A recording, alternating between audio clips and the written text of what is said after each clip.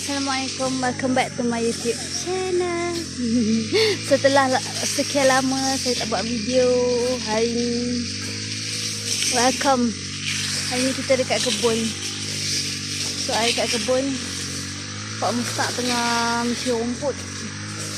Sebab sekarang untuk yang keberapa bulan yang tak boleh datang kebun sebab hujan and so on.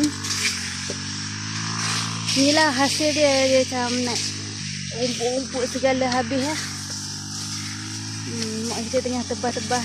Yang ni kita nak cerahkan kat pokok kelapa sawit macam ni. Nak cerahkan, tak nak bagi ada rumput sebab nanti buah tak naik lah kan. Buah tak naik pula, tak membuah lah. Dia ada rumput nak macam mana, kita kena kemas. Tapi itulah dia take time kan. Okay, kita nak buat yang pokok ni dulu ke pokok tu? Semua penuh banyak sangat. Rumput. Pokok hak ni pun dah besar dah. Macam pokok ni.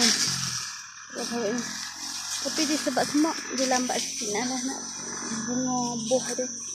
Sebenarnya pokok untuk dia 3 tahun ni kalau kita jaga elok dia buah elok dah. Buah okey dah. Buah yang pertama orang kata. But it's okay. Hidup kena teruskan. Okay. Tengok ni pokok ulang raja naik dekat pokok kelapa sawit.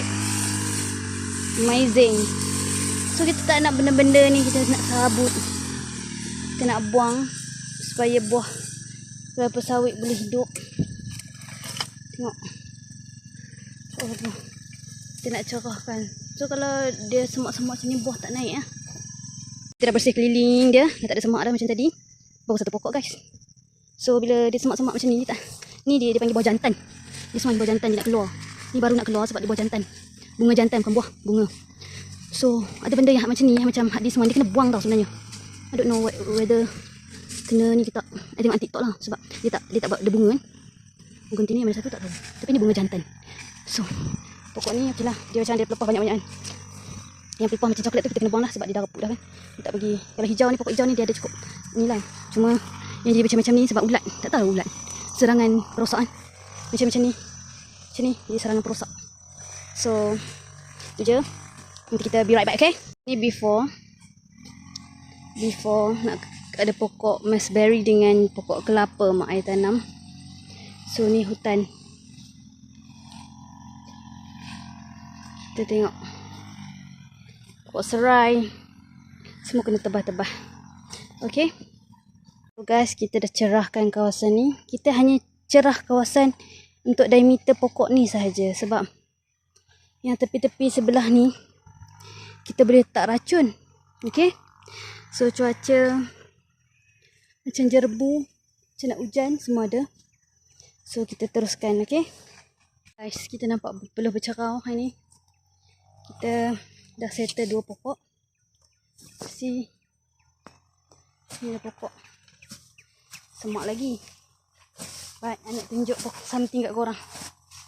Pokok pisang. Pokok pisang. Pisang di sebelah sawit. At least tengok.